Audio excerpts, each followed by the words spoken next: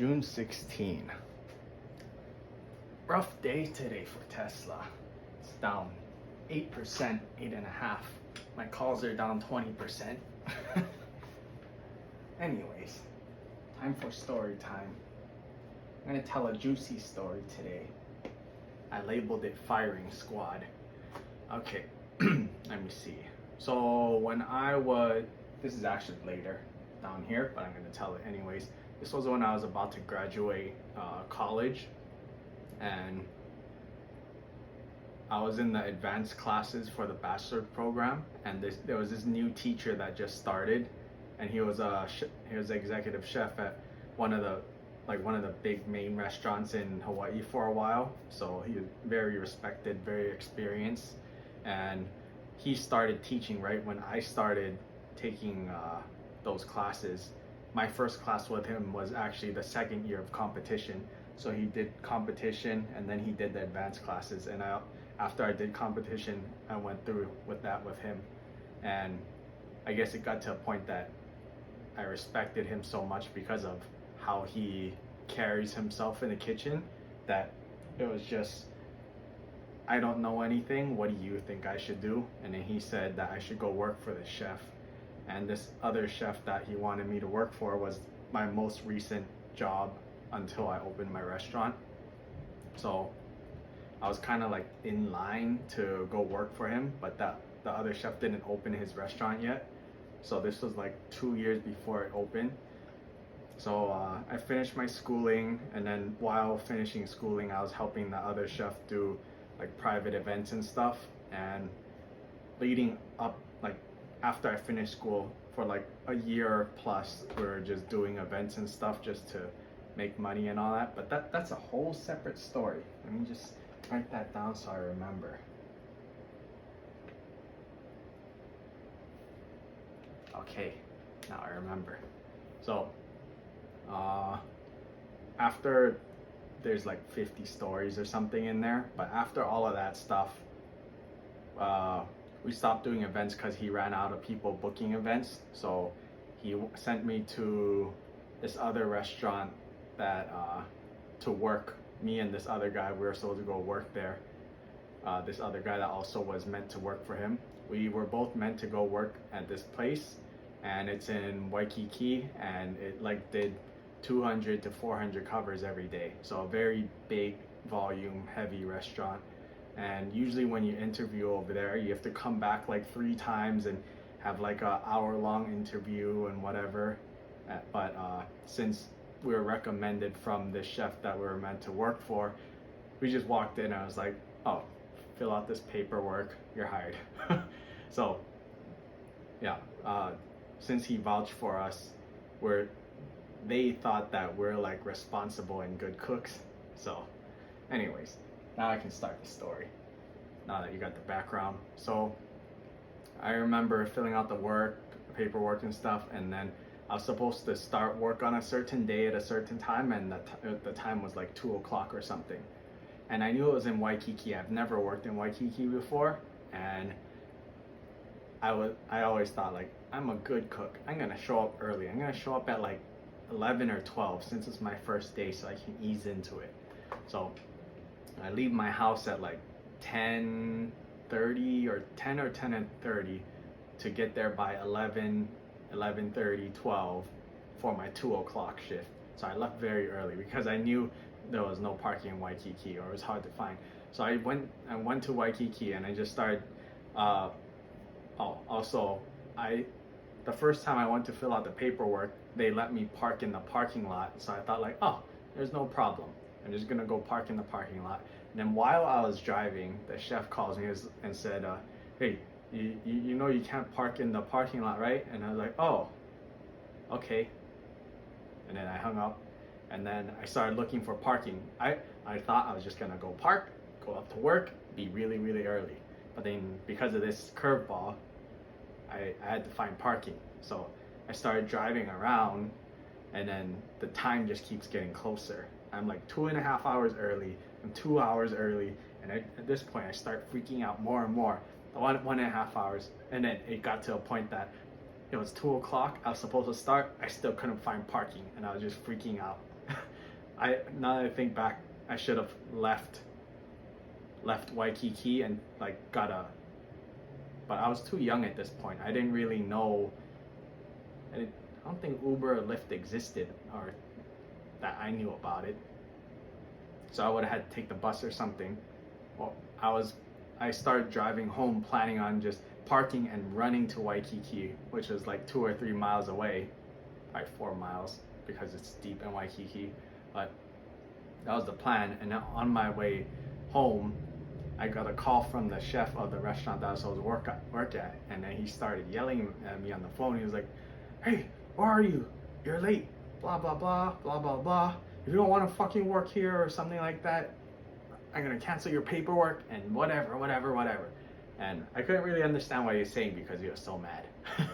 But anyways, he hung up the phone, and then like 5 seconds later, I get a call from the other chef, the one that recommended me to work there. And then he started yelling at me. He's like, "Where the fuck are you? That chef called me and he was so angry I couldn't understand what he was saying. You're never gonna fucking cook in Hawaii again." So, "You're finished." And like that whole thing, like, "You're done, you're never gonna cook again, you're fired," all that stuff. And I was like, oh, okay. So then for like 10 seconds I was thinking like, I guess I'll go to UH for business or something. And I just started thinking like, I'm not gonna be a cook anymore, I'm gonna do something else. And then like 20 seconds later, I get another call, and it's from my teacher who referred me to that chef who referred me to go work at this place temporarily.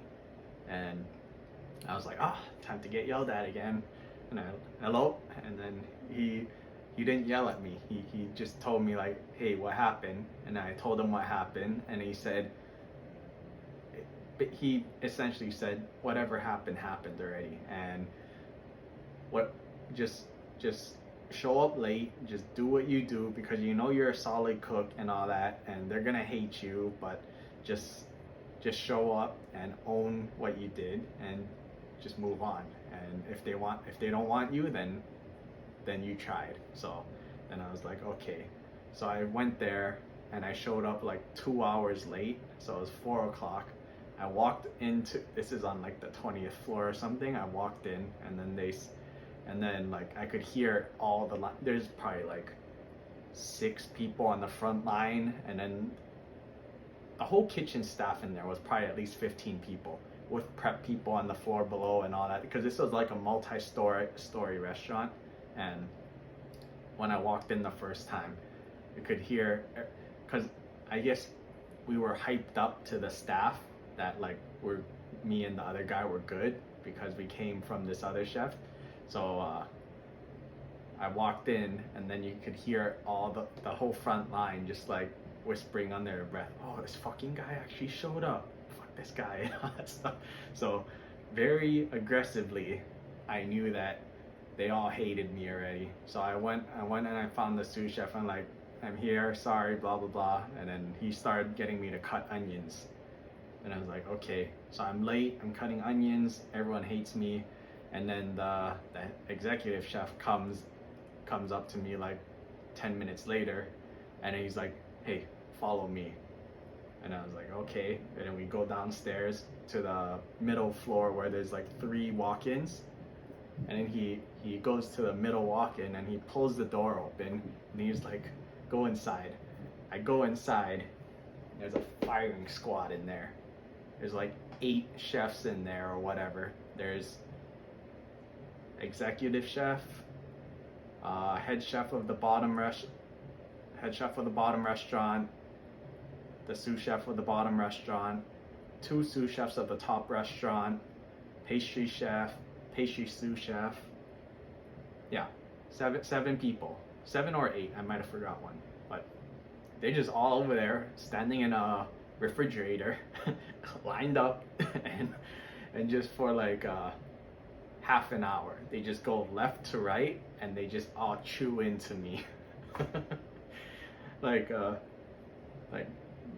Yeah, they just go left to right, saying stuff like, it's unprofessional, and this is a team, and that stuff. And then when one person finished, like they said their 2 cents, then it was the next person, and then the next person. By the time it got to like the sixth person, tears were coming down already, and the whole time I was just like, yes chef, sorry chef, to all of them. And then it got to the last one, the sous chef of one of the top restaurant that I was gonna work at, and he was like, I got nothing to say. Everyone else said it already.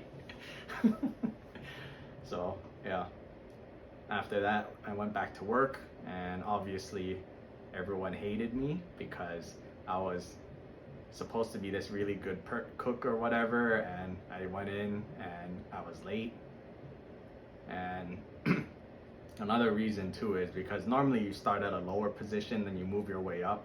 So there's like prep cooks, and there's like the back station and the salad station, then there's the fryer and the middle expo and the grill support, so that's like the support role, and then there's the two main stations, which is saute and grill. And they just, apparently I was just thrown in at the top right below sous chef level on saute station, which is supposed to be the hardest station, or grill, I don't know, one of them's the hardest. I would say saute is harder because you have to micromanage more. Grill is more skill, saute is more speed and accuracy, I guess, but this is a long story. But yeah, every day I just went to work and I just put my head down, I did my job, and eventually I got to the point where people started to respect me, because like, how are you supposed to listen to somebody who you don't respect? Like he's the one reading the tickets and like calling out things and all that stuff. So it's very hard to lead when you're hated. But yeah, eventually it got to a point that everyone realized like, oh, he's actually a good person and he's actually a good cook. He was just late. And at that point I think I was like 20 or 21 years old, so very young, with a whole line of people who are like 25 and older, up to like 40, 50s. Yeah. And then so at this point, like a month or two later, people actually liked me. The sous chef came up to me and he was talking to one of the senior food runners. He was like, we're gonna give him a nickname, and he was pointing at me. We're gonna call him Baby Dragon. And then, well, the dragon part is because I'm Chinese, obviously. And then the food runner asked, why Baby Dragon? And then the sous chef said, because one day he's gonna be a big motherfucking dragon. So that's how I got the nickname, and that's my story on the firing squad. And yeah, that's why I got this dragon tattoo. Partially, dragons are cool regardless, but yeah, I got the tattoo when you first become a sous chef or a chef, you kind of have imposter syndrome, because no matter what, everyone who's a sous chef or a chef for the first time, they have imposter syndrome. If you don't have it, then you have an ego that's fucking massive. But I got this when I felt like I was at the point where I could manage people and handle any problems that came as a chef, as the leader, without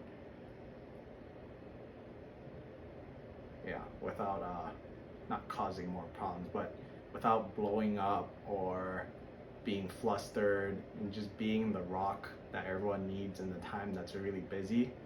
And like, everyone's gonna look to you